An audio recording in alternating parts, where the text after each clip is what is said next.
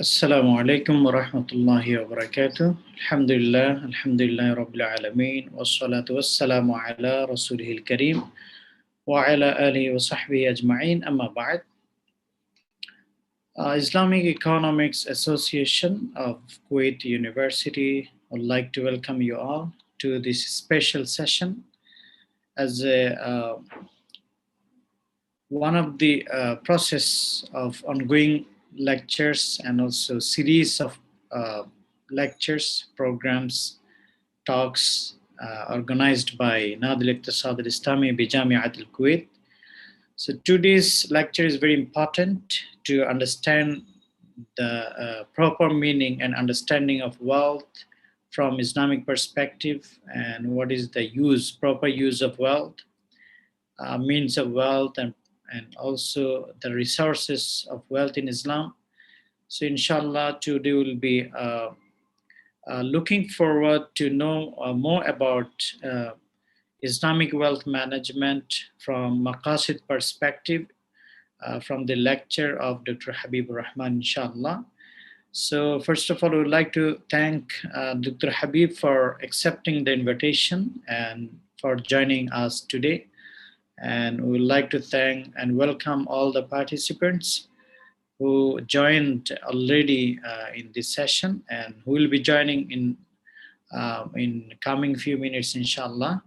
So, without further ado, let me invite Dr. Habib Rahman, who is the senior lecturer at the University of Sultan Zainul Abidin, Malaysia, and who is also expert and a specialist in Islamic finance and banking.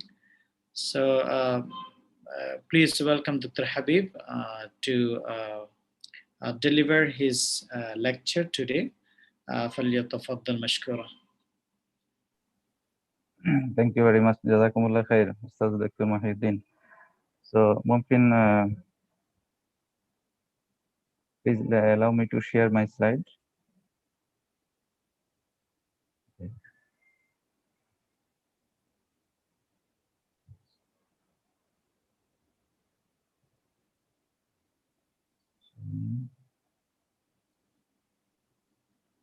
So, slide is visible now? Yeah, it's visible now. Thank you. Thank you. Thank you very much. Okay, Bismillahirrahmanirrahim. A'udhu billahi minash shaitanir rajim. Bismillahirrahmanirrahim. Alhamdulillahi rabbil alameen.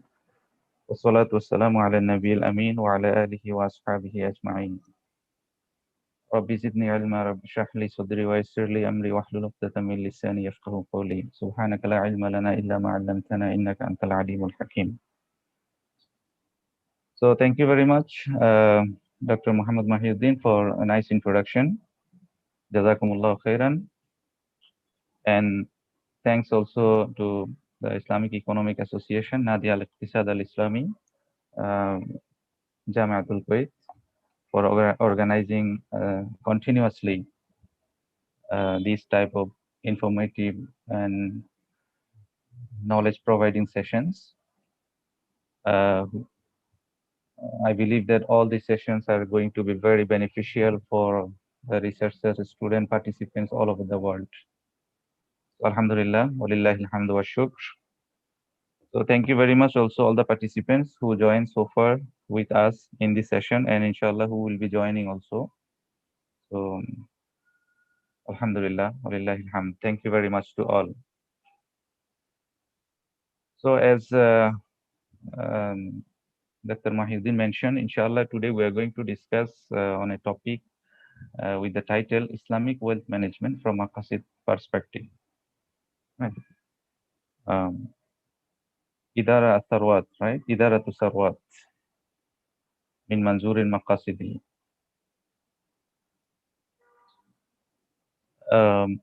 This topic is, for me, is very important to understand and to get the real concept of wealth.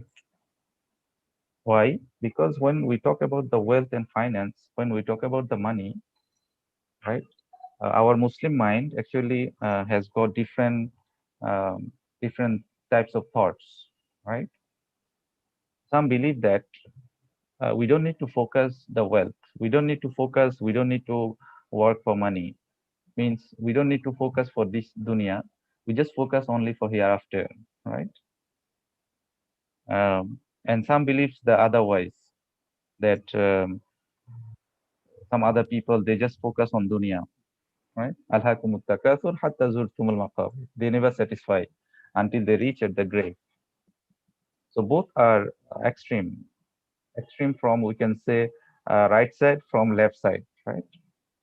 So we will try to understand today what is exactly what is the balanced position that a Muslim should take when it comes to the wealth and finance and money and so on, right? So Islam always advises us to take a balanced position, right? When Allah subhanahu wa ta'ala mentioned in the Quran that we should pray to him that Rabbana atina fid dunya hasana wa fil akhirati hasana wa qina azaban nar, right? We must seek the the welfare, the bounties, right? In this year, in this world, and also in the hereafter. We cannot just focus only on hereafter, overlooking the dunya and this world. Right? And also, because our focus also today from Maqasid perspective, I believe that our participants already aware what is Maqasid all about, right? The Maqasid is the fundamental objectives of Islamic rulings. The objectives that is have been intended to achieve, or the objectives that should be achieved by Islamic rules and regulations, by Sharia. Right? Al-Maqasid li ahkam Sharia, the objectives of the Sharia rulings, right? So these are the some fundamental objectives that Allah subhanahu wa ta'ala wants to achieve, that these objectives to be achieved through the implementation of the rulings of Sharia, right? So classically, starting from Imam al-Juwaini and especially Imam al-Ghazali, rahimahumullah jami'an, they categorize from a broad perspective the maqasid into the 5 categories, right? That is Habzuddin, starting from Habzuddin, right? And then Habzul Nafs, and then Habzul Nasl, and then Habzul Aql, and then Habzul Mal, right? So protection of religion, protection of life, the protection of progeny, the protection of intellect, and finally the protection of wealth. So this is the classical categorization of maqasid, even though later on some other scholars, they expanded this categorization, and there is no nothing wrong to expand the category or the fundamental segmentation of maqasid. For example, nowadays the sustainability, right? The protection of soil, the protection of earth, environment. This also can be included in the broad category of maqasid. Okay. So our point here, you see, the Habzul Mal, Maqasid Habzul Mal, the protection of wealth has been considered from the classical time is one of the Maqasid of Sharia. So means we cannot simply ignore this part, right? We have to focus on that. We have to deal in a way, we means as a Muslim, we have to deal with the wealth, with the resources in a way that we can get the ultimate success in the hereafter with the proper utilization of these properties, these resources in this dunya, right? So inshallah, within this our time, we'll try to elaborate, we'll try to understand, we'll try to realize the real essence of wealth and what actually the balanced position that a Muslim can take towards the wealth. All right. Okay. So if we want to discuss what is the wealth from Islamic perspective, when we read Al-Quran Al-Kareem, we find that the Quran mentioned wealth as a means of life that we cannot simply ignore. We have to take care of that, right? Allah subhanahu wa ta'ala mentioned what? وَلَا تُؤْتُوا السُّفَهَاءَ أَمْوَالَكُمْ الَّتِي جَعَلَ اللَّهُ لَكُمْ قِيَامًا. Right? So this wealth, Allah had made a means of support for you. Means we cannot survive simply without the wealth, without the money, and so on. And also mentioned that wealth, this is the beauty of the life. Al-malu wal-banun zinatul hayati dunya. This is the beauty. So without wealth, without properties, the life will be in the darkness, right? No uh, no haraka is there, right? No life. And also, the Quran acknowledge that the human being has been created in such a way that they have this desire to acquire and to get the wealth. وَإِنَّهُ لِحُبِّ الْخَيْرِ لَشَدِيدٌ. Right? Allah mentioned that definitely, and the human being, they love the wealth so much. لَشَدِيدٌ. Right? And then وَتُحِبُّونَ الْمَالَ حُبًّا جَمًّا. So something that Allah subhanahu wa ta'ala created us, something the human being want to achieve by nature. So how can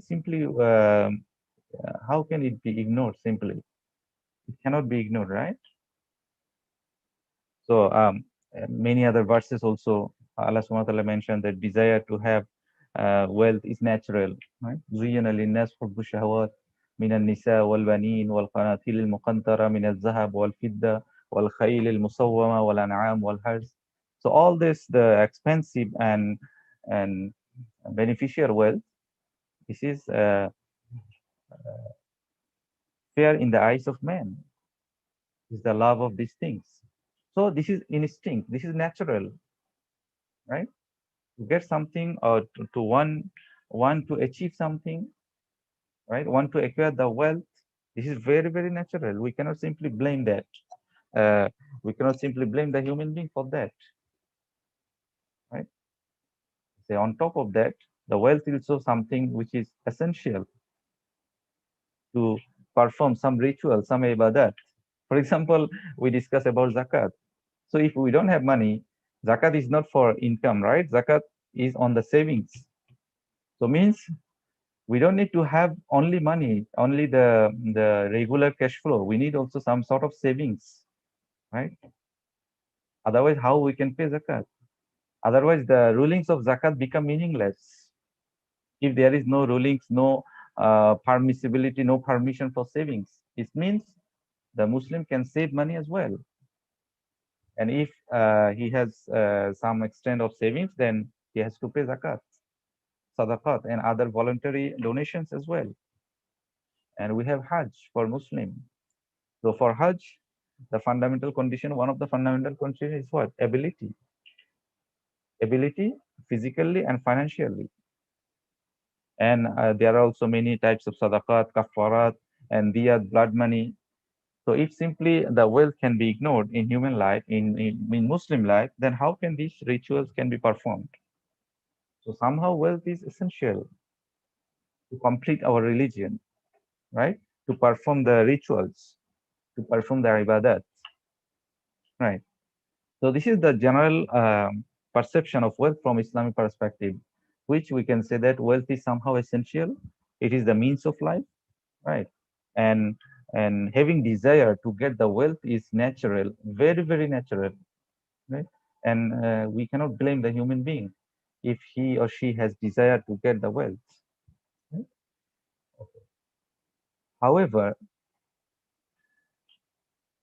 However, there is a something, however, but walakin, the real owner, we have to believe as a Muslim that the real owner of wealth is not we, is Allah subhanahu wa ta'ala. Right? He is the real owner.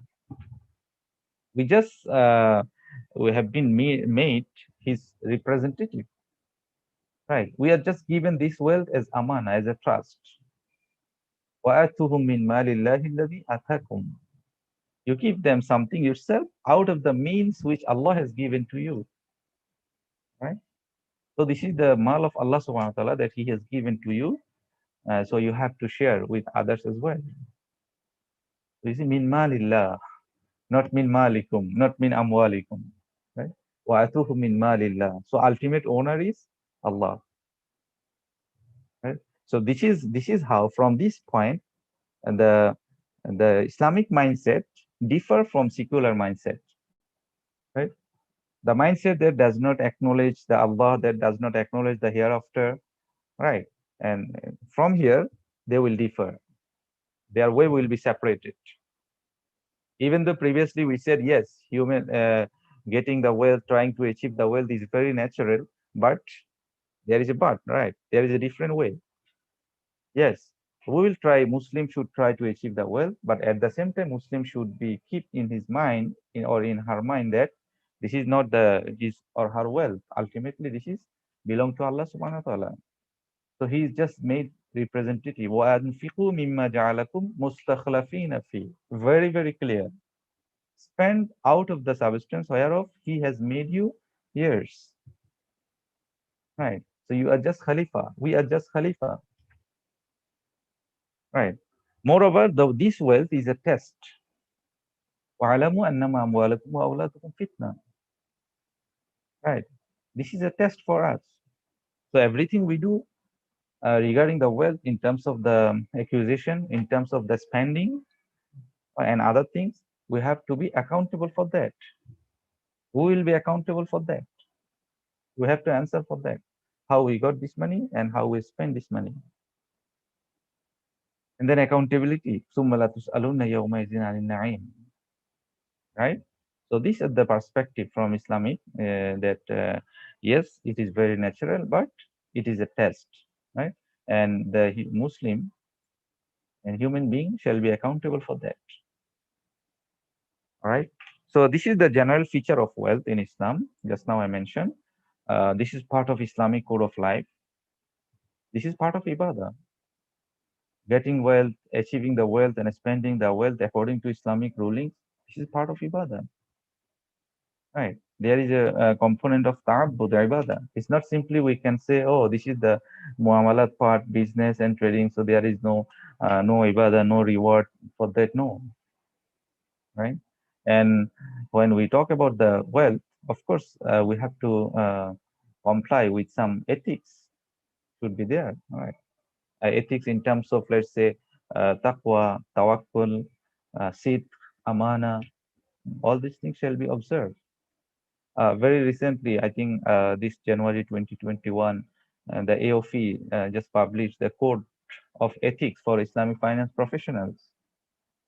Right. And in that code, in that standard, um, the ethical virtues they mention, they include is, for example, the mindset in terms of having good intention, which is taqwa and tawakkul, right?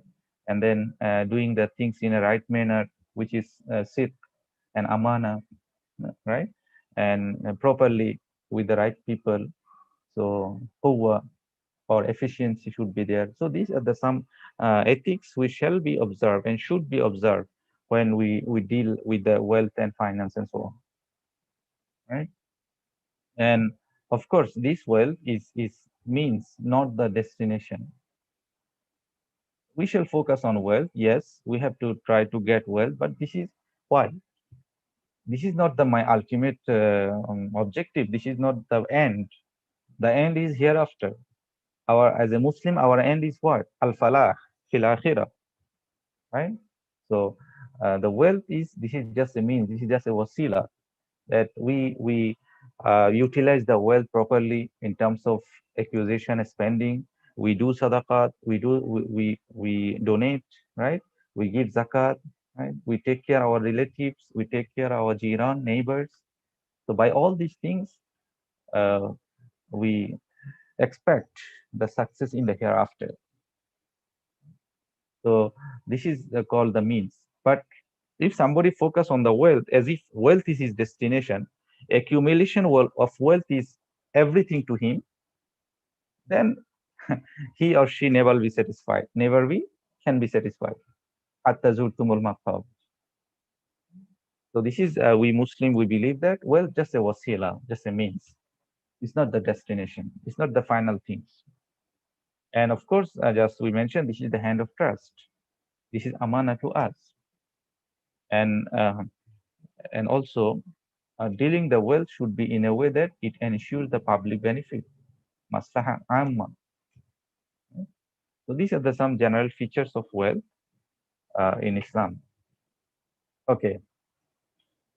Now, if we try to understand the real economic problem, I believe those who study economics, the first lesson in economics, they discuss about the basic economic problem, right? So they discuss basically the economic problem, and the first problem or the fundamental problem the economics discuss is what? Our basic problem is scarcity of resources. We don't have the wealth. We don't have the money, right? They always says we have the limited resources, while we have unlimited wants and demand, right? For example, I want many things. It's not about the need. A need always limited, but the demand and the desire, the want are unlimited. So the limited resources cannot satisfy the unlimited wants. So this is the basic economic problem that economics discuss, and first lesson economics push into the brain of the student that you have the lack of resources, so you have to fight for that, and the survival only for the fittest. Whoever can fight well, he can survive, right? This is the secular or capitalist mindset and ideology, right? That you have to fight for that. You don't have enough to share, let alone the share. Even you don't have enough to satisfy your own desire. How can you share? How can you donate? Let alone the donation, right? And because of that, because the resources are limited and our desire and wants are unlimited, that's why we have to make economic choice, right? So third principle, third problem discuss about the choice, because we cannot buy everything, we cannot make everything. So you have to choose. We have to choose which one we will get first, right? So this is, I think, the ABC or the 101 of the economy. We everybody know that these are the basic economic problem. However, what does Islam says about it? Is it really limited resources? The resources are limited. Is it really that we have to fight for survival? But we found different thing in the Quran. In the Quran, Allah mentioned that Allah created the human being and Allah assigned the rizq for everyone. Right?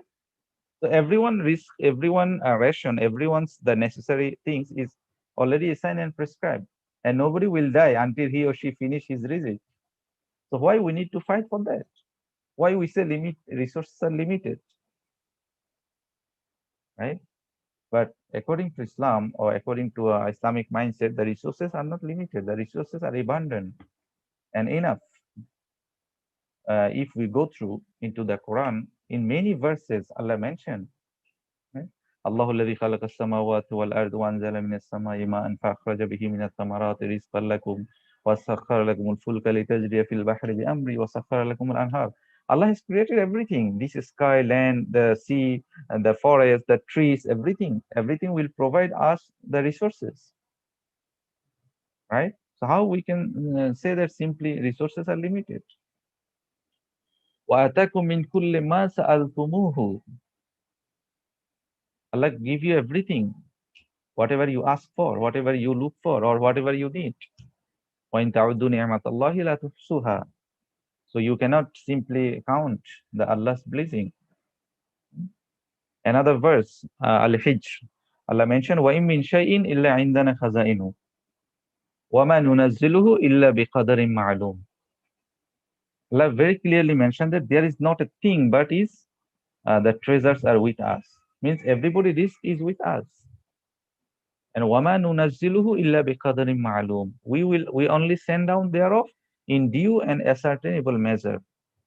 We know who needs how much. So we neither we give less or nor we give more, unless there is some exception because of if Allah wants some sort of punishment or other things. That's the difference.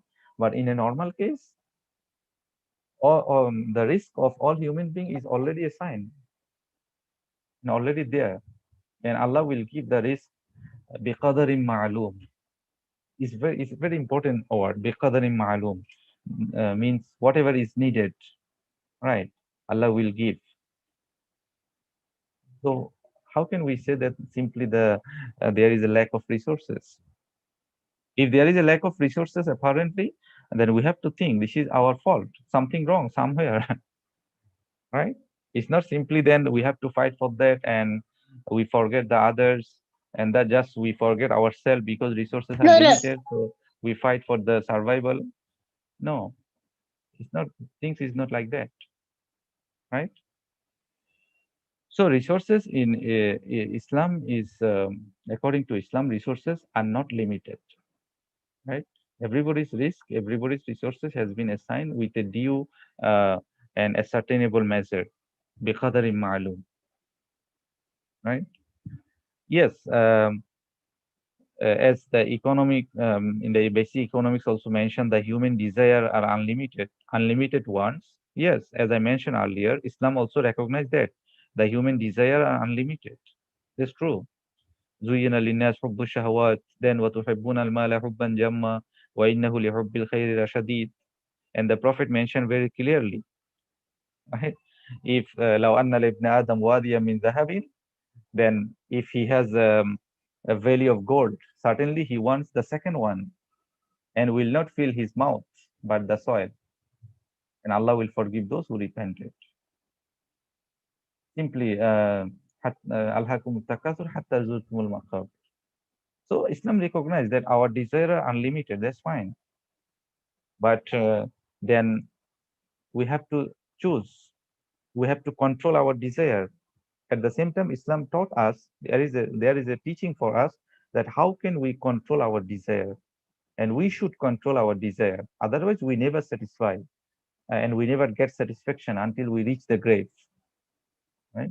As economics also suggests that yes, we have to make economic choice. Islam also said yes, we have to make economic choice. We have to fulfill our all the starting from our necessities and then our complementary things and maybe ahsiniya. That's why the when we discuss the maratibul maslaha, the pyramid of maslaha, Muslim scholar also categorize the maslaha in terms of daruriyat, hajiyat, and tahsiniyat. It means we have to go through step by step. We have to make choice. However, the fundamental and principles of economic choice is different in terms of the secular point of view, between secular point of view and between Islamic point of view. But yes, both are agreed that we have to make economic choice because we cannot satisfy, we cannot get everything. That's true. Because why?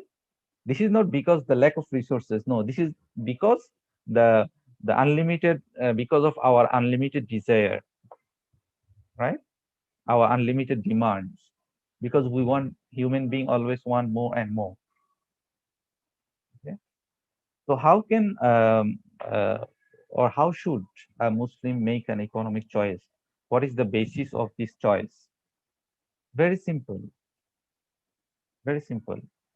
The Prophet mentioned that just remember that لن يزول قدم عبد يوم القيامة. Nobody can move on the day of judgment except he or she replies or responds to some questions.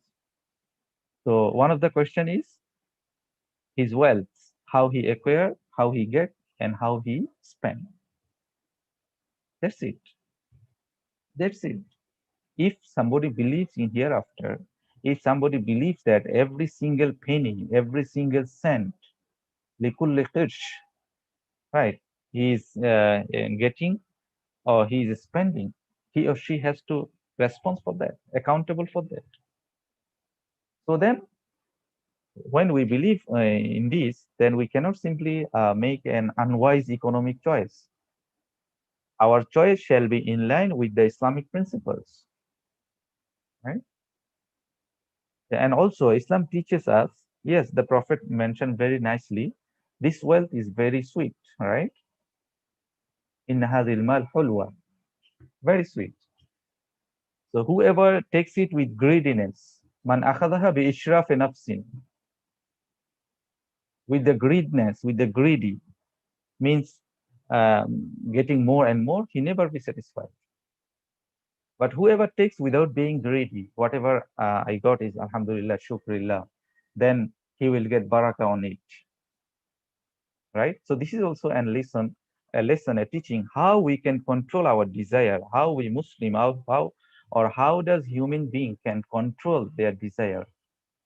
So having desire is not a problem, but being greedy, al-jasha wa tama wal ishraf al kathir wal kathir, right? At takasur, This is the problem. These are the problems, right? That's why the Prophet mentioned that whoever takes the wealth with greediness never be satisfied. So we Muslim, we should not be greedy. Yes, we may have desire, no problem, but the greed is the problem. If we discuss the last financial crisis, which is subprime mortgage crisis and so on, that hit the USA and apparently, accordingly, the whole world in 2009-10, what was the reason behind that crisis? Only one thing. This is the greed.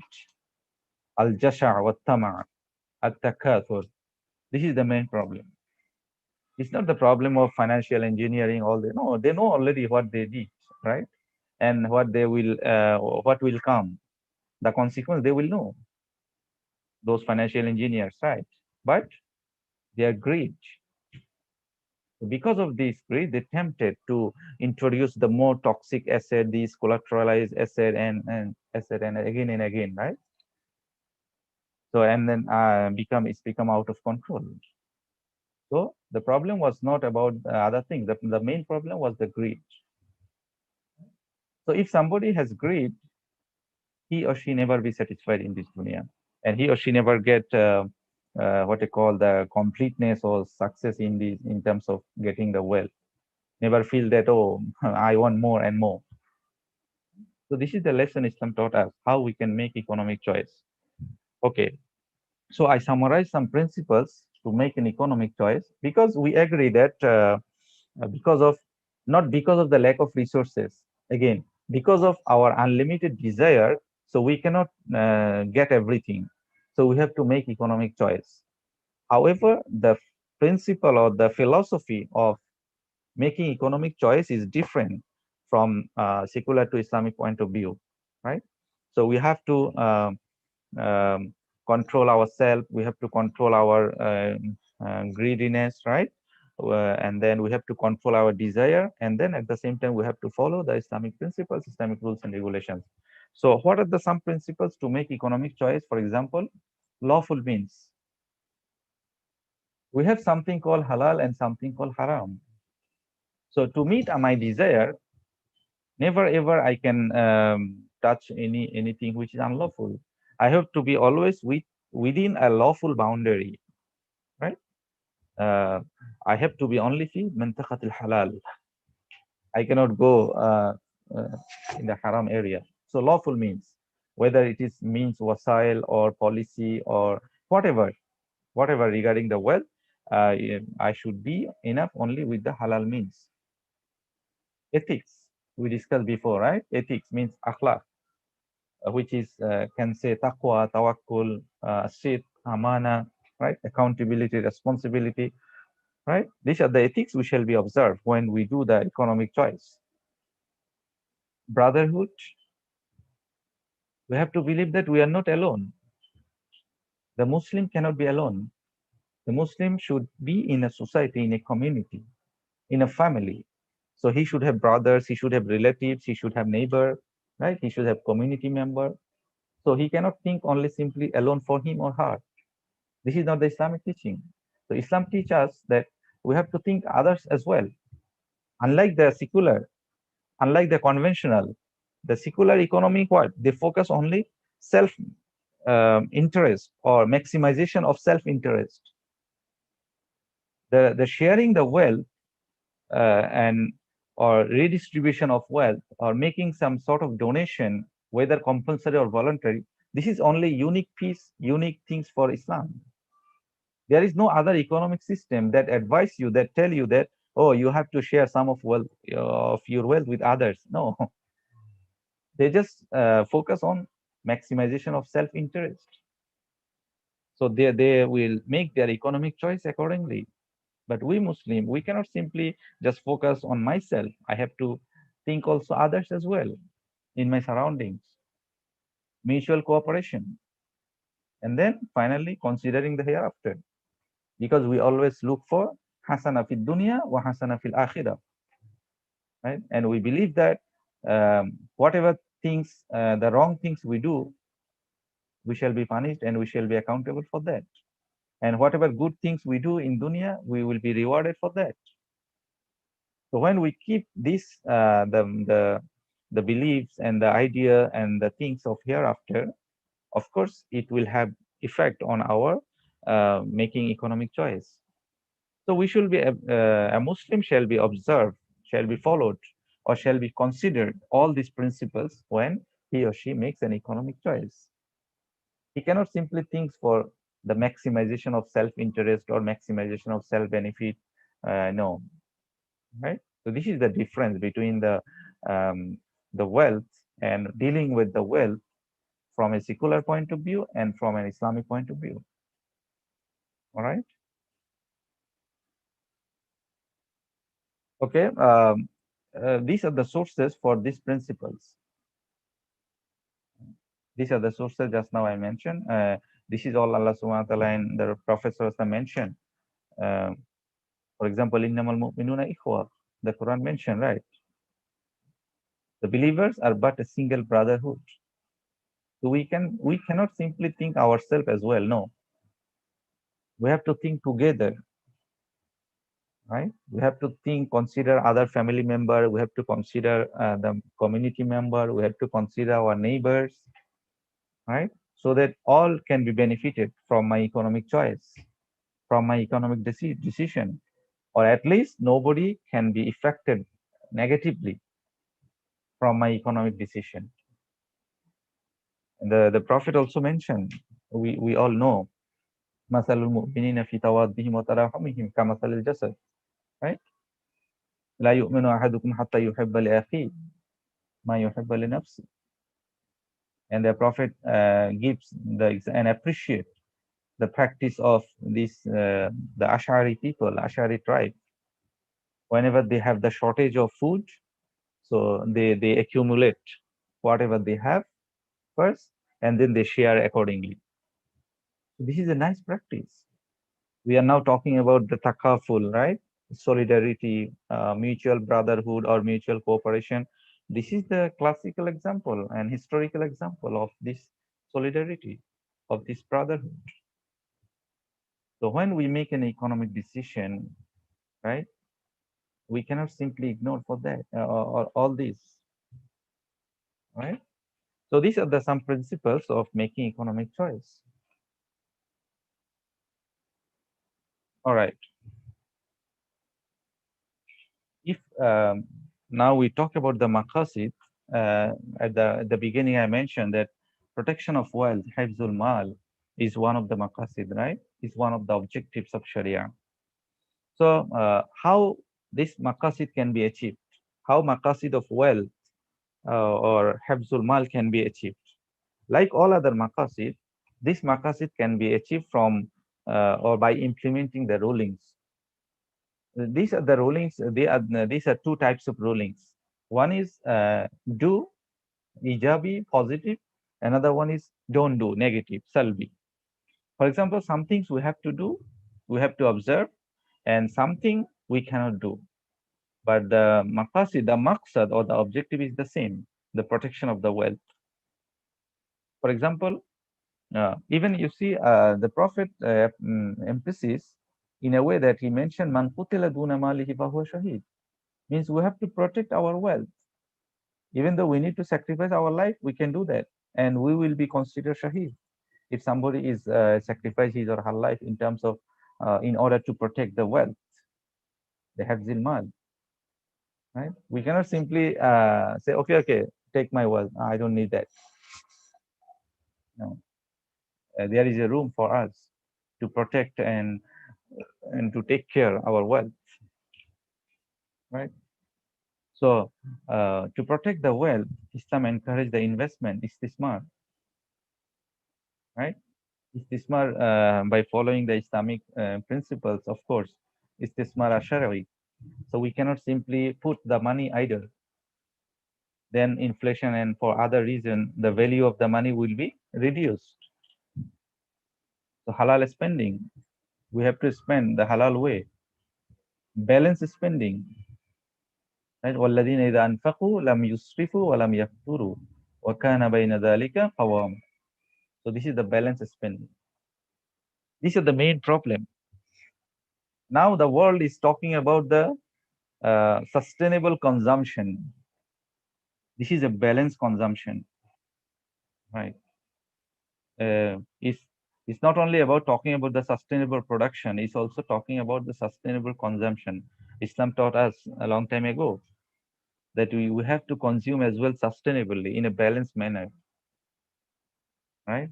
Without israf, without tabzir.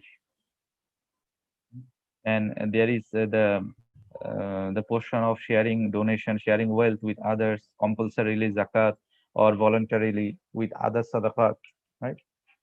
Transparency should be there when we deal with the wealth. There should not be any form of cheating, any form of gharar.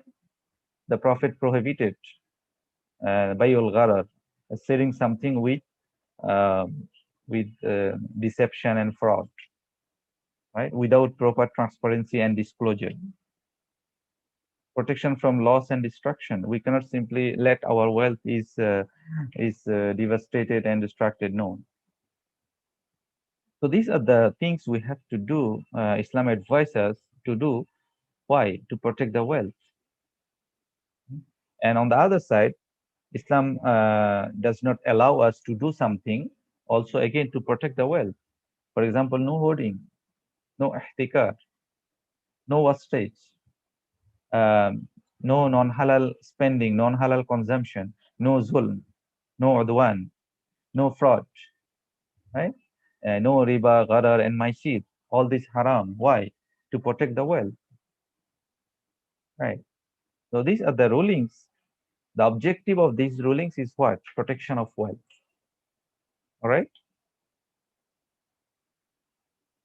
So the scholar Ibn Ashur already discussed about the maqasid of wealth, and when he discussed maqasid of wealth, he mentioned the five components, or he elaborated further the maqasid of wealth into the five categories. For example, the first one is, yes, the broad maqsad is, the general maqsad is the protection of wealth, but how? Number one is a reward, circulation. It's simply we have to put our money in the circulation. How we can circulate? From in the economic language, for example, we have to invest, we have to spend. You see, when there is a deflation, there is a shortage of money in the market, then the policymaker encourage the people to spend, to go to the market and to spend money so that the economy will get some money. So this is also a form of circulation. And then distribution, and Islam also said redistribution. So this is all. What's the purpose? To make the wealth in the circulation, fi rawaj.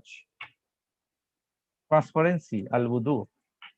This is also another component in the broad maqsad of the wealth.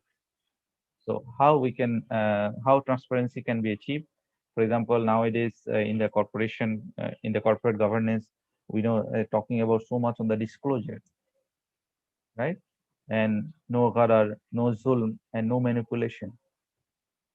Preservation and protection and other things. For example, Islam focus on the ownership, the milkiyah.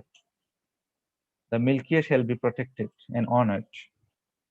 Takaful, due diligence, and security. These are the some other detailed example to achieve the preservation and protection. Another component in the maqsad of wealth is what? Stability, sabat. How sabat can be achieved? By having prudential policy, by having proper planning, at-takhtit wal-idara, right? Management, and then value protection. And finally, justice, which is the main thing, justice, right? Proper distribution, mutual cooperation, public well-being, hearing of the stakeholders, all the community members. This is all to ensure the justice.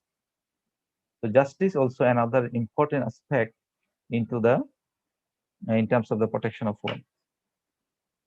So these are the some examples. I mean, I highlighted in the main points, but of course, it has a long elaboration with examples and with case studies and other things, right? All right. So we just now discussed detail on the maqasid of wealth, the objective of wealth. Then these objectives can be achieved from the consumption side. In the consumption, these maqasid shall be observed in the consumption, in the production, in the distribution, and in the redistribution as well. Right. For example, when it comes to the consumption, we have to have proper planning. How much is our income and how much should be our spending? And our spending, our income should be halal, and also our spending should be halal. So a Muslim should have the planning. لابد هناك تخطيط, right? And future planning and management. Because the Prophet recommended that you left something for your children, is better to leave after death some resources for them than to leave them destitute. Right? So it is better to leave some resources for your children, for your family, rather to leave them just alone without anything. So if you don't have a future planning, if you don't have a proper management, if you don't have a savings planning on other things, then how can we leave something for our families? So this is also in line with the Islamic teachings and values. Balanced spending, savings, allocation of resources, the level of maslaha, the wealth sharing. So these are the some aspect for achieving maqasid of wealth in terms of the consumption. If we can observe all these things, then we can achieve the maqasid of wealth in the consumption side. The same thing in the production. We can produce only the halal products. We can produce only halal and tayyib products. Halal is halal, tayyib is something which is beneficial, which is not detrimental, which is hygiene, which is not expired, which is environment friendly. These are the fall under the notion of the tayyib, because Allah subhanahu wa ta'ala mentioned halal and tayyib. So it's not better not to be the same. Halal, in addition, it should be some other value should be there. Profit making, we can make the money, we can yes, there is no ceiling for the profit, but still we have to take care of others when we make the profit, when we calculate our profit. Principle of help, cooperation, brotherhood, principle of payment, genuineness, and principle of honoring the contract. All the contracts we have to fulfill the prince terms and condition. Al muslimuna ala shurutihim. So all these rulings, all these lessons, all these teachings we have to observe in order to achieve the maqasid of wealth in terms of the production. Okay, I'm going quite fast because of the time restriction, time constraint. Achieving maqasid in the distribution.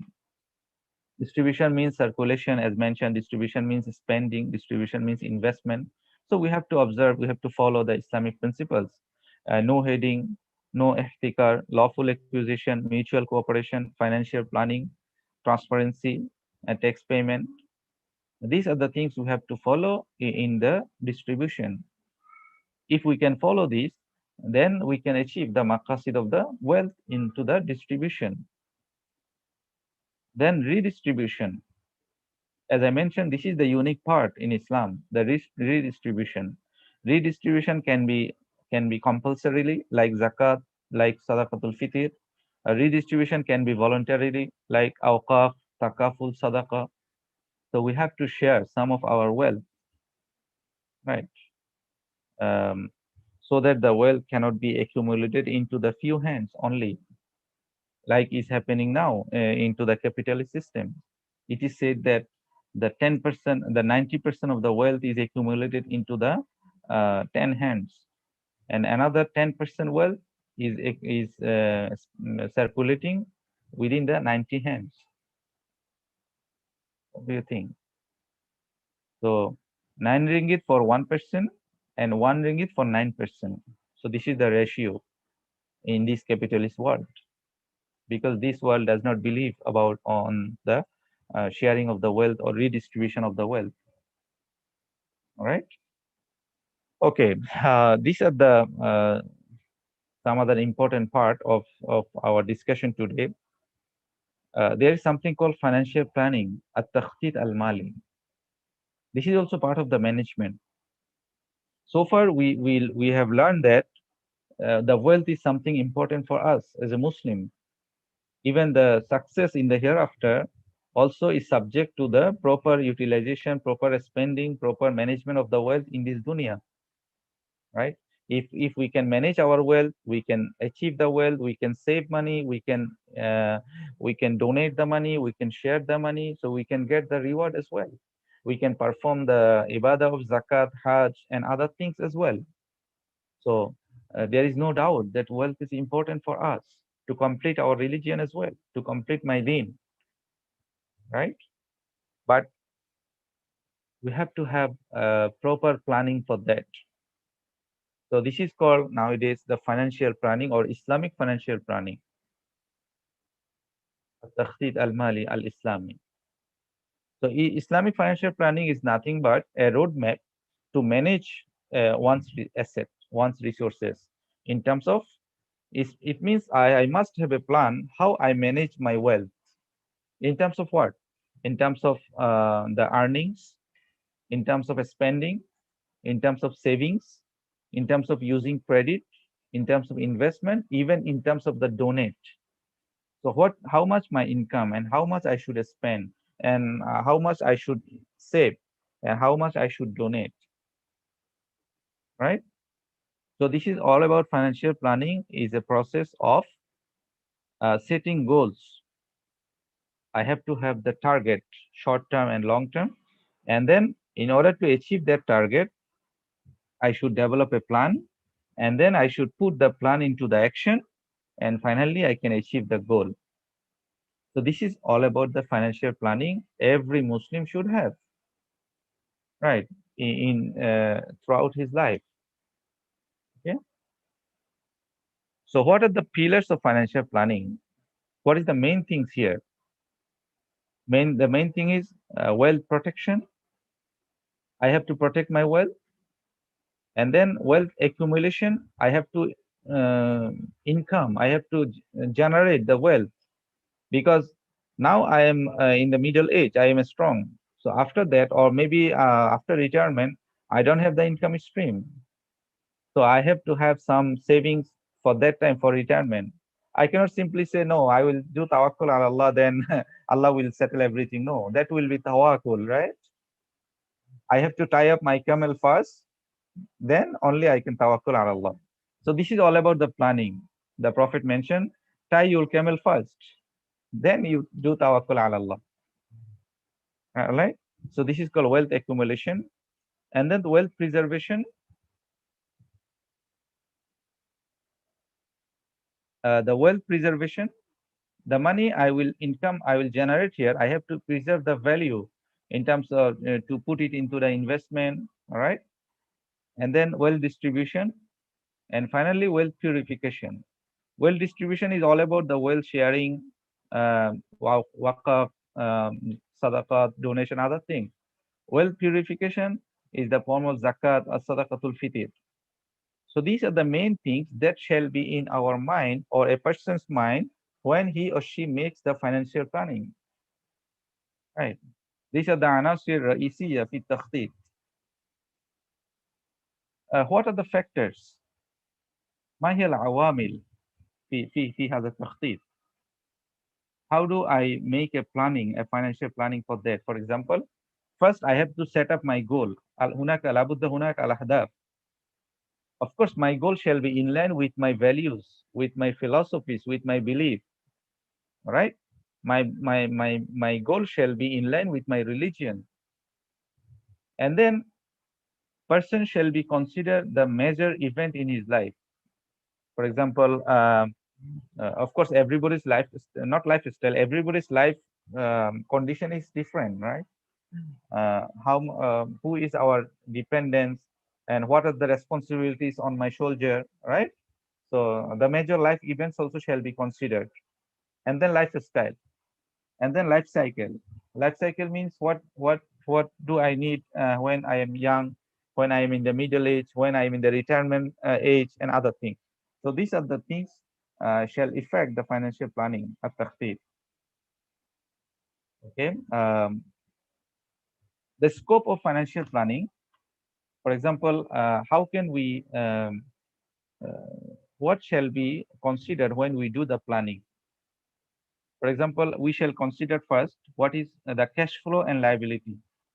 What is my earnings and what is my liabilities, right? And then we can make some takaful planning. The takaful planning will provide two things: the protection, also the protection and investment. Investment in the form of saving. For example, I can make a family takaful lifetime plan to have some savings in our retirement for our retirement time. All right. And takaful also can protect my investment and my other things. So investment planning, how much money and in which sector, in which area I should invest. And then zakat and tax, retirement planning, and estate planning. Estate planning is distribution of faraid and so on. So these are the scope for a Muslim's financial planning. Okay. There are some steps. How can we make this planning? For example, determine the current financial situation. I have to think about my situation, my position, financial position, and then I have to develop my goal, ahdaf, and then I have to think about the alternatives, and then I have to choose the best one, right? Then evaluate the alternatives, and then I will create the financial action plan, and I will review and finalize the plan.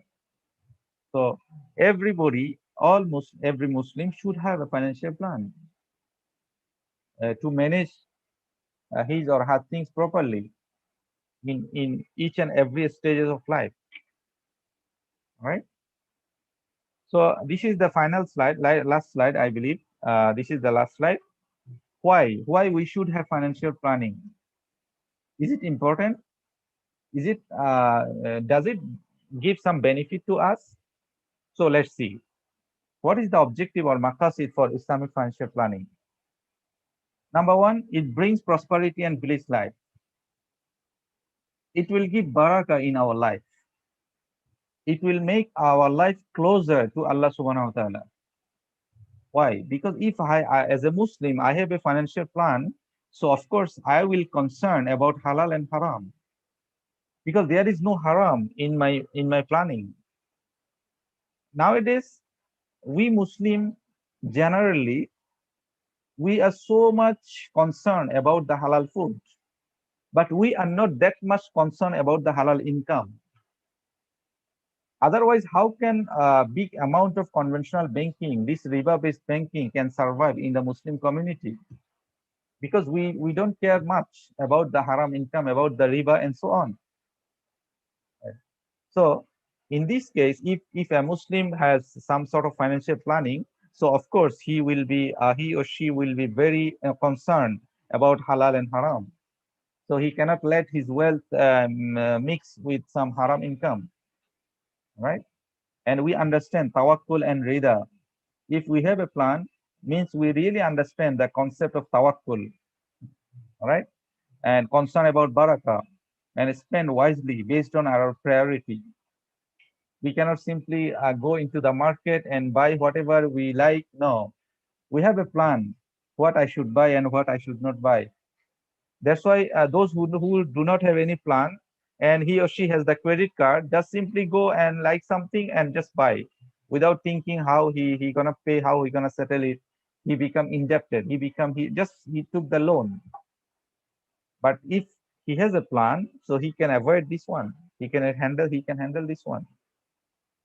So financial planning, having a financial plan will help us to spend our money wisely and to have a balanced spending. That's why the objective here is it brings prosperity and brings life. And then it provides financial stability, astabat. For example, we understand our financial position. If we have a planning, we understand our earnings, our consumption, our asset and liabilities.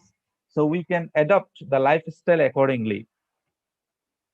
It is very important to maintain a lifestyle according to the income, having the planning, some portion for spending, some portion for donation, some portion for sharing.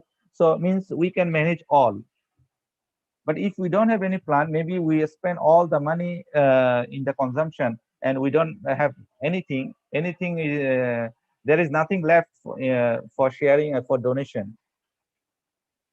So we adopt the appropriate lifestyle, and the chances is very low to get any financial problem and to become indebted the loan. So altogether, it will provide the financial stability in our life if we have a proper financial planning. Then achieve independent financially. It's very important to become independent or solvent in terms of the, uh, financially solvent is very important. I don't depend, I don't need to depend on anyone. Whatever I have, I will try to manage myself. I will try manage my family, my things. This is the important things. And if we believe me, if anyone has this sort of plan, it will give huge mental satisfaction. It will give her or him a mental satisfaction. Then he or she can focus on his other things.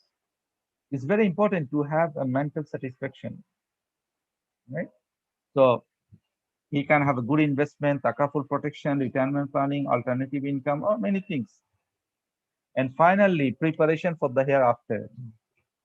Because if I have a planning, of course, there is some portion I will save money for Hajj. And of course, there is money I will on time. My planning helped me to pay zakat on time. And there is a portion also, some allocation for donation, for other donations, sadaqat, right? And there is estate planning, inheritance, wasiya, hiba, all things, these things we can observe, we can follow if we have a comprehensive financial planning. So I believe that having a financial planning is very important and instrumental for a Muslim. It will help him not only to achieve the barakah of life, not only to achieve the happiness in this world, it will also help him or her to get success into the hereafter, right? Inshallah. So I think that's all for today. Thank you very much.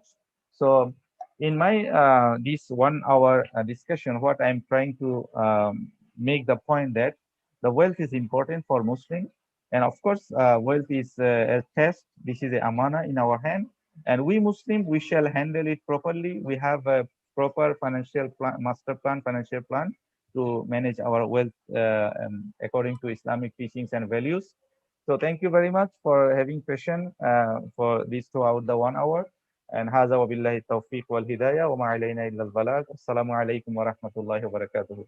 جزاكم الله خيرا. Walaikum assalam wa rahmatullahi wa barakatuh. Dr. Habib, thank you very much for your very wonderful presentation and informative lecture, very beneficial, and to remind us about Maqasid and how to achieve Maqasid through financial planning and also through wealth and proper planning and also steps to develop this planning. And Alhamdulillah, I think all the participants understood the lecture. So let's see if you have some questions or you need any clarification. Please either you raise your hand or you may write your questions in question and answer section so that Dr. Habib can respond to your question. So I think there are some questions already from Sheikh Bashiru. I think he asked, what is the difference between wealth preservation and wealth protection? Yeah, this is the first question, I think. Yes, thank you very much for this question. This is very important and some sort of intellectual question. So preservation means actually preserving the value. For example, if I have some wealth and I just put it idle under the pillow or in my house, I don't put it in the investment. So day by day, the value will be decreased, right? That's why I have to put it in the investment. At least it can manage this value can be protected and it shall not be eaten up by inflation, right? And protection means we know protection from loss, protection from damage, destruction, and other things. So I think this is the briefly this is the clear difference between the preservation and protection. Preservation from value and protection from loss and damage. Yes, thank you. Thank you very much, Doctor. I think you can sit There there. are some other questions, right? I can go one by one. Thank you. Okay, thank you. Do you have any advice for students who want to manage their wealth?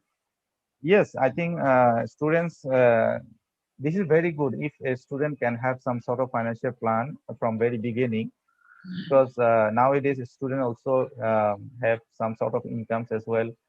Students, even the graduation or postgrad level student, they can have some sort of income by doing research, by other things. So at least as soon as much as possible, I advise that even though very small, a small portion, try to save and try to put it into the investment, right? And another advice is not no need to wastage and no need to consume more, or no need to go for unnecessary consumption. This is the things we can control our lifestyle. Uh, if I can save some amount of money by controlling my unwise consumption, this can be considered my income, right? This will increase my income actually. So this way, a student also can think. Nowadays is there is, I mean, a lot of opportunities or a lot of spaces that easily we can spend our money, even though unnecessary, even though we can manage our things without that one. So a student can think this way, so they can have some sort of financial independence and stability. What are some way we can invest Islamically? Yes, there are many ways. Alhamdulillah, nowadays we have many Islamic banks, we have many Islamic financial institutions, we have Islamic capital market, we have sukuk, we have Islamic shares, Islamic trust fund, Islamic mutual fund. Alhamdulillah, there are many scope nowadays to invest. If we don't want to invest directly into any business, but it's better for us if we can involve some sort of business, so the business always generate and always give barakah, but apart from the business we can put also into the investment. The minimum things we can do, we can put some money, fixed deposit, as a form of fixed deposit into any Islamic bank or a financial institutions. That's the minimum things we can do, and the risk is very low in that case, and the income generation also quite satisfactory. Okay, I think that's all. Please, can we get the slides of the presentation? I think slide already shared, right? Into the link already shared into the chat box. Yeah, I think they can Okay. get it. I think that's all. Thank you very much. Thank you very much, Dr. Habib. I think there are two uh, participants raised their hands. So let's see what do they ask. Mr. Nasir Muhammad Al Misri. Yeah, please.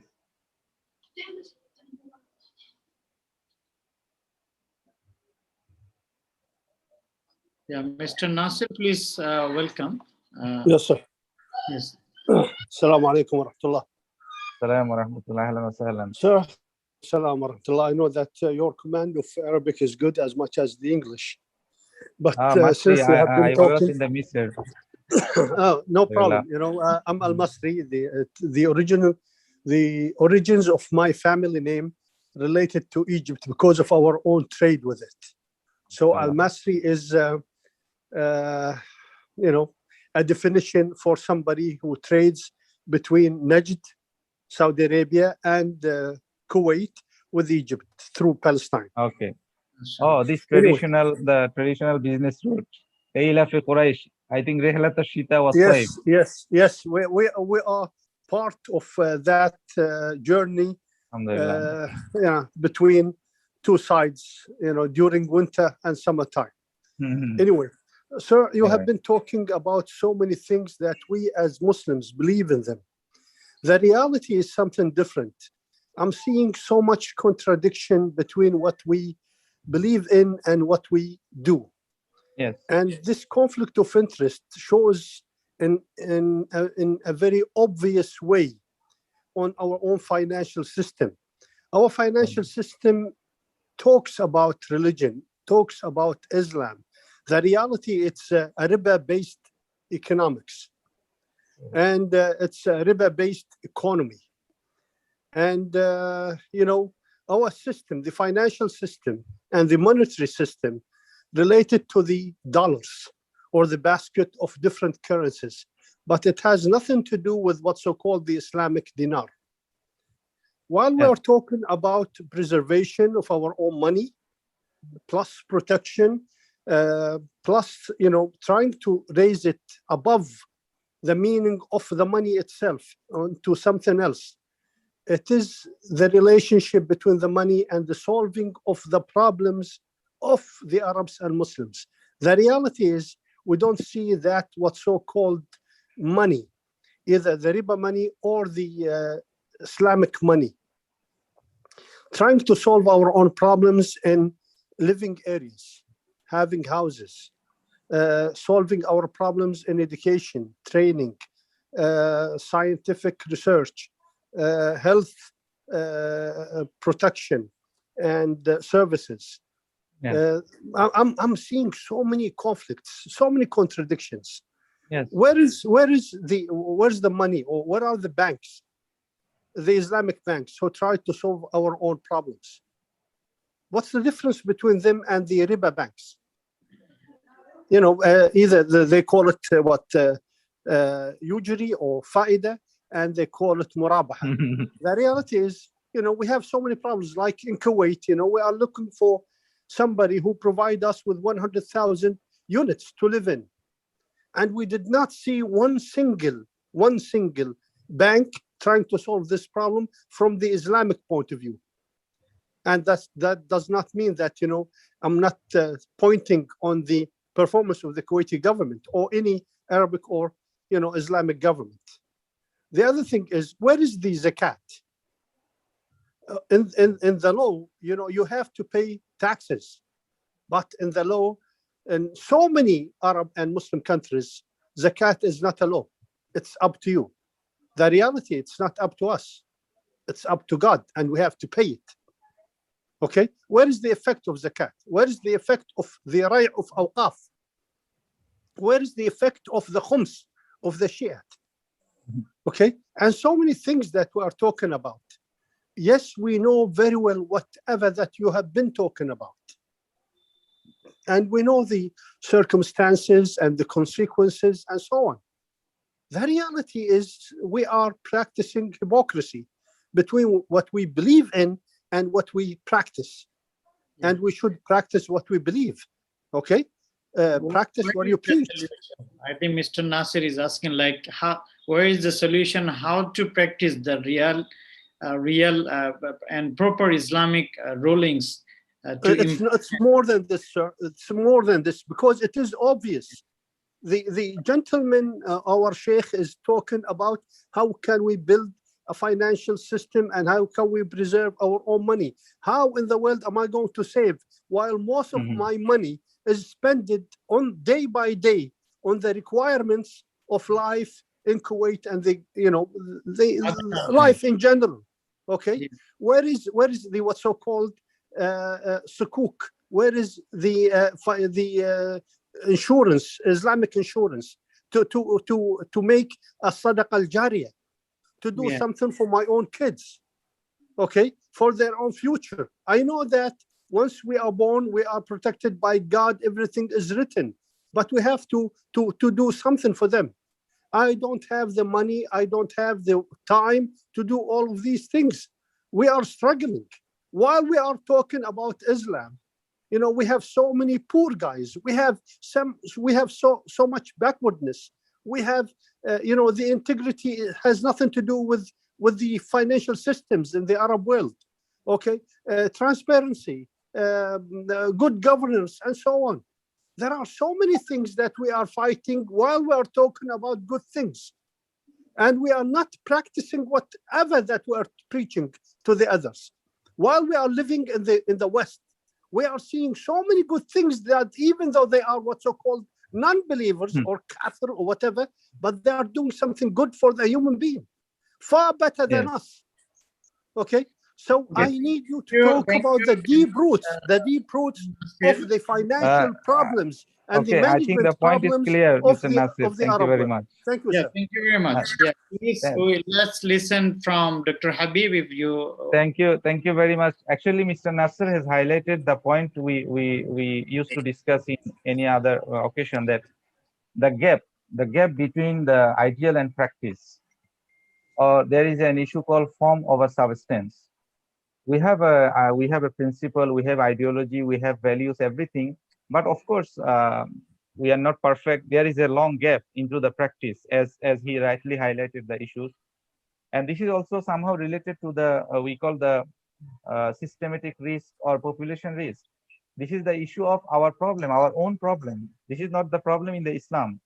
So whatever I have highlighted in my presentation is the Islamic teachings and values. So there are teachings, there are values. If we can follow, we can observe, we can make our life very colorful, right?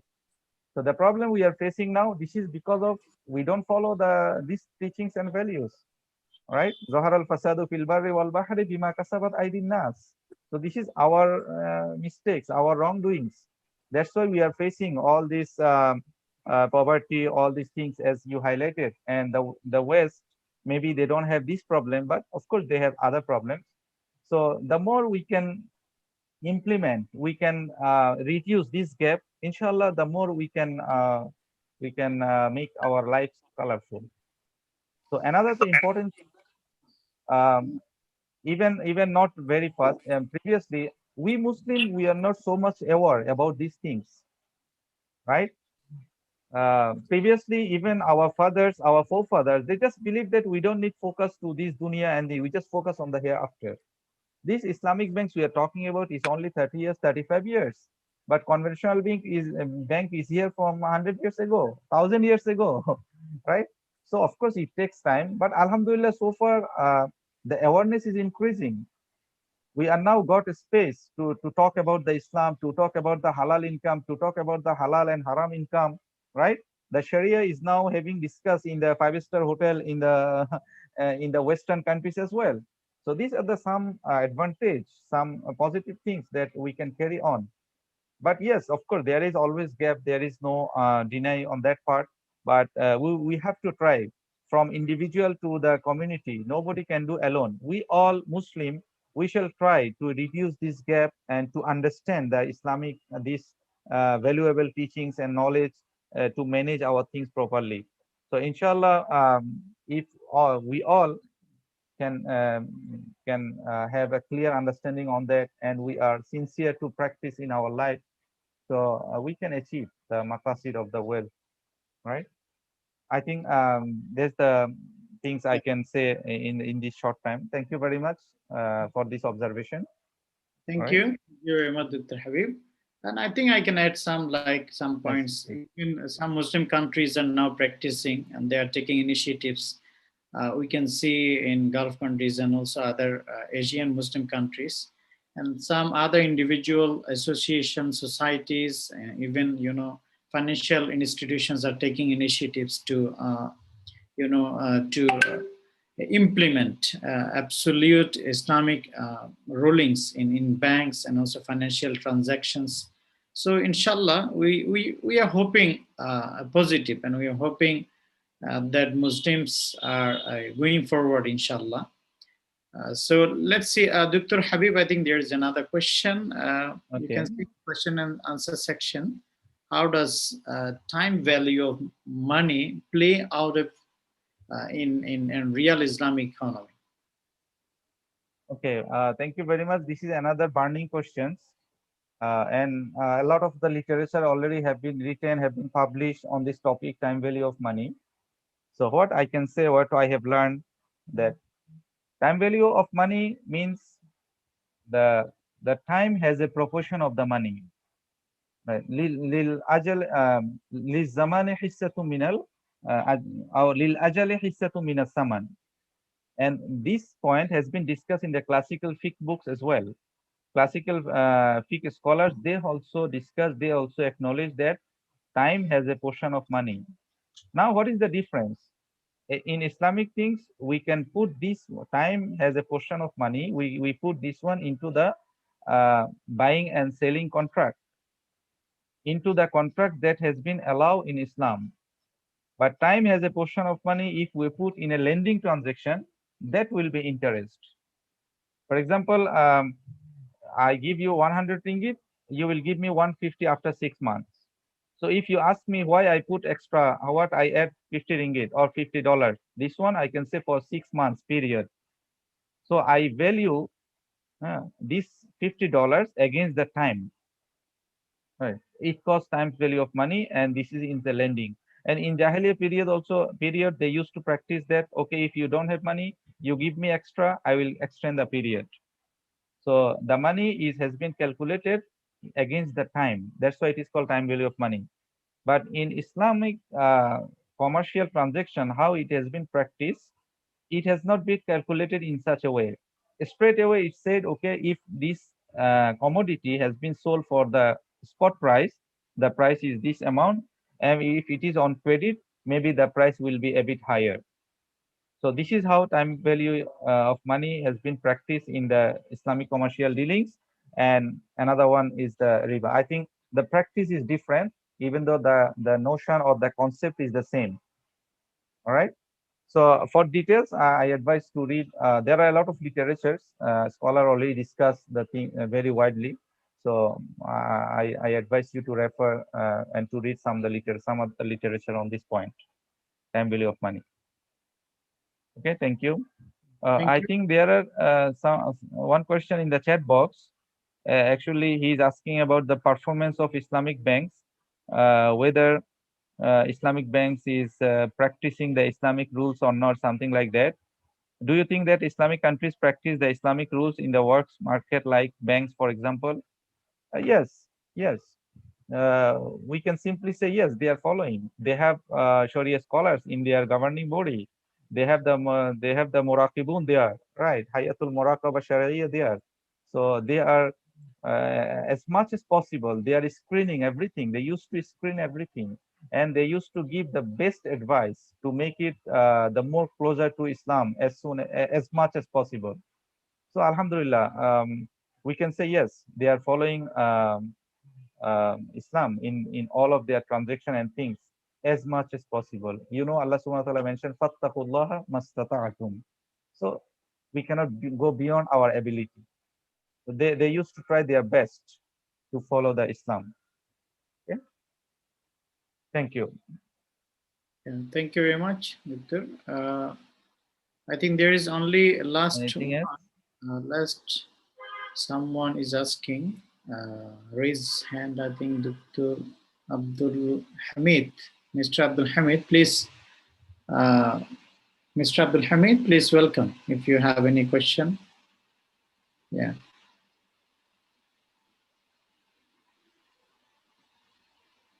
Mr. Abdul Hamid is with us.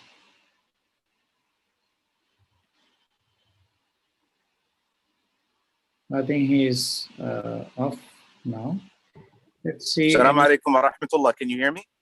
Yes, please. Yeah. Barakallah feek. First, I want to thank Dr. Habib for his excellent presentation. It was very helpful, and I intend to cite it. I'm in the United States, and we are, as you, I'm sure some people are starting to see Islamic finance is becoming a hot topic here, with many Muslims interested in the personal level as well as on the institutional level. The challenge that we face constantly is that with particularly in the concept of wealth preservation, many of the tools that we have here to preserve large amounts of money are only in bonds, or in particularly government issue bonds. We cannot as a private institution, don't necessarily carry bank insurance or anything on deposits that Muslims give you. So I was wondering if the doctor could expand on what ideas, what can we do in terms of wealth preservation for Muslim institutions or Muslim companies who are managing funds of other Muslims, particularly when we're dealing with foreign currency or or high deposit values, because unless the primary choice is usually to deposit in some type of federally or government insured account or program, which is ultimately interest and haram, or to buy bonds, or to enter into some of the structured products where are not necessarily halal. Well, jazakallah khair. Barakallah fiqh, mashallah. Especially in Barakallah. minority countries, I think they face these challenges. Yeah. Yes, thank you very much, Mr. Abdul Hamid, for this question.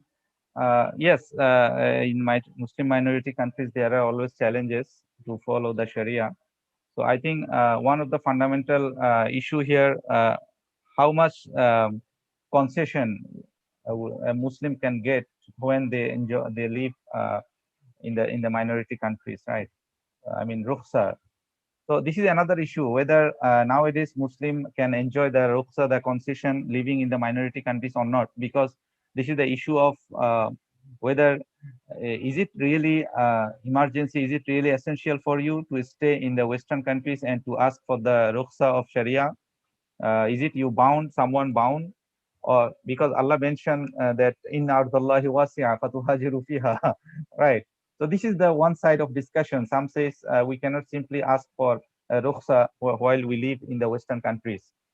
So keeping this aside, I can say that anyhow we should not try to invest our asset into any interest-bearing instrument or riba-based things.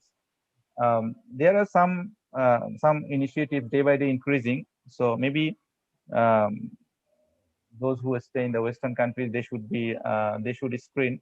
One thing I can say that there are some companies, if they issue sukuk, so you can invest the Muslim asset into the sukuk. Also nowadays there is one thing called the Sharia screening methodology, right? Screening criteria. I think Dow Jones Index and other FTSE Index, they have also the Sharia screening methodology. And by using this methodology, they allow some stock as a Sharia compliant stock to invest. So this stock also can be considered for the halal investment. Or if the law allow, then you may think to invest into the other countries as well. I mean, the sukuk is nowadays issuing throughout the world in many countries. So you can pick up any sukuk for investment, or you can pick up the Sharia compliant listed stock. Even you can invest also into the Malaysia. They have also very strong Sharia screening methodology. Or if there is any Islamic mutual fund, Islamic unit trust fund, you can think to invest. So we have to try our best. I know the scope is very narrow, the chances is very low, but we cannot simply looking for the rukhsa, for using the rukhsa or concession of Sharia, right? Barakallah fiqh. I didn't mean to use rukhsa for. I'm saying just keeping aside that thing. No, what I was trying to emphasize is that the challenge we have is for any type of liquid cash that we own, we either have to, by federal mandate, we either have to put it into a insurance, the government insured interest-based system, SBIC or F. We either have to do that, or we have to buy a bond. We have to buy like a U.S. Treasury, for example. And I question if you're saying that perhaps if you could look into some type of other government denominated sukuk as a solution, is that what you're pointing me to, or that's the question I have? And maybe it's a very deep and technical question, but that's the challenge we have. True. But yes, can consider sukuk for investment, sukuk and other listed Sharia compliant listed stock, if any. Right. Jazakallah khair. We will try our best. Okay, thank you very much. Barakallah. Okay, thank you very much, Dr. Habib. And I think we are almost about to conclude the session today. We another Iqtisad Islami bi Jamiat al-Kuwait would like to thank all the participants all over the world. I think more than 15 countries or more than 20 countries maybe. We thank you very much for joining us, and especially lecturers and students who joined the session. And we especially thank Dr. Habib for your wonderful presentation. and informative lecture today. Inshallah, we'll see you again. Allah bless you and reward you. And we thank Nadil Iqtisad Islami and organizing committee, especially Dr. Ala, who is trying to manage and organize like series of lectures and also keep Nadil Iqtisad Islami active for service, like to serve the Muslims and students and lecturers around the world. We can see now it is, Alhamdulillah, many countries join the session. I mean, students and lecturers, Alhamdulillah. So thank you very much. Dr. Habib, if you have last words, please welcome. Thank you. No, I don't have anything to say except to thank today's our beloved moderator, Dr. Muhammad Mahiuddin, for nice moderation and introduction. And also, I would like to extend my thank and gratitude to Nadil Iqtisad al-Islami, leading by Dr. Ala and all other expert members. And I wish all the best and sustainable life for this Nadil Iqtisad al-Islami. May Allah bless the Nadil this Islamic Association. May Allah give this association the strength and barakah to continue this wonderful service for the humankind. Thank you very much all. Jazakumullahu khairan. Assalamu alaikum wa rahmatullahi wa barakatuh. Jazakumullahu khairan. And I would like to ask all the participants to follow up and to also keep in tune with us in Facebook groups and pages of Nadil Iqtisad al-Islami. You can see Nadil Iqtisad al-Islami in Facebook and also YouTube channel and Telegram, and so that you may be informed about our coming programs and lectures. Every week we are going to have like more than 10 or 12 lectures, so you can join the lectures in Arabic and English as well. So thank you very much. May Allah bless us all. With that, we just conclude today's session. Subhanakallahumma wa bihamdik, ashhadu an la ilaha illa ant, astaghfiruka wa atubu ilayk. والعصر إن الإنسان لفي خسر إلا الذين آمنوا وعملوا الصالحات وتواصوا بالحق وتواصوا بالصبر. السلام عليكم ورحمة الله وبركاته. Assalamu alaikum. Thank you very much. Thank you very much. Assalamu alaikum. Thank you, Doctor.